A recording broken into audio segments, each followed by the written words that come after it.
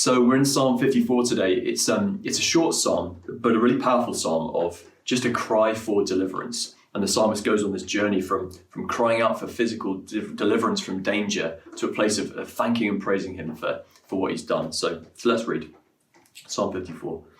Save me, O God, by your name. Vindicate me by your might. Hear my prayer, O God. Listen to the words of my mouth. Arrogant foes are attacking me. Ruthless people are trying to kill me. People without regard for God. Surely God is my help. The Lord is the one who sustains me. Let evil recoil on those who slander me, and your faithfulness destroy them. I will sacrifice a freewill offering to you. I will praise your name, Lord, for it is good. You have delivered me from all my troubles, and my eyes have looked in triumph on my foes. This is the sort of psalm that I find helpful to help me know how to pray for people who really are in physical danger, so that I can, in some sense, begin to identify, associate with what they're going through and pray for them in that.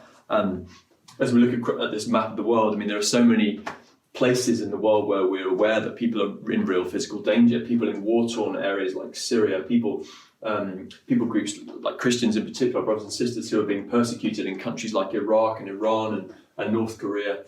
But sadly, people who are even at risk of violence in our own country, victims of domestic abuse, people actually who are at risk of police brutality.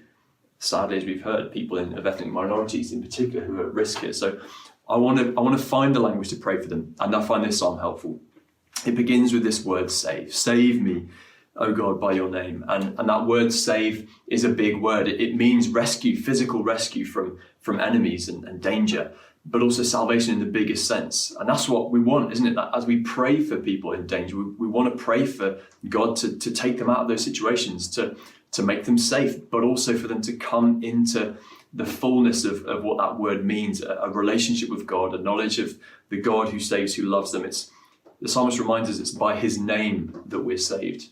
The God who doesn't just want us to live safely, but to live fully and abundantly in him, to know that he's come and died for us, he's given his life for us on the cross. And I want to pray for God's salvation in that fullest sense for the people I'm praying for.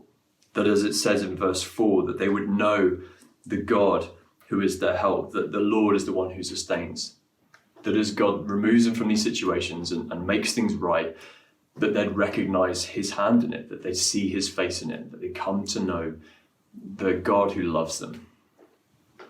And that as they go on this journey, that they come to a place where they can say, like the psalmist in verse 6, I want to offer a freewill offering to you. I want to thank you and praise you, God, for what you've done. You've delivered me from all my troubles. There is that difficult verse, isn't there? Verse 5, and as we've sort of talked about before in some of these videos, it doesn't seem to me this is a prayer we can pray. Jesus doesn't allow us to pray this way.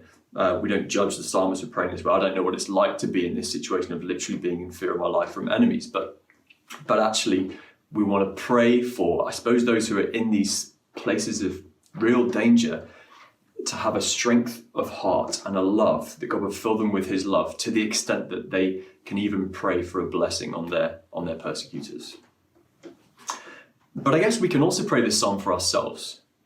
Maybe actually you feel in some kind of physical danger, or there are people that you're really feeling oppressed by or under attack by. But also maybe you're experiencing some kind of spiritual attack. Actually, the Bible tells us the devil is prowling around looking for someone to devour. Actually, we do want to pray for protection for ourselves. We want to pray for deliverance for ourselves from things that we find maybe the devil's hand in. Are there ways in which you're feeling under attack? You have a sense that actually you just need God to come in and rescue you from something that's going wrong. And we can pray this way, and we can pray, God, save me.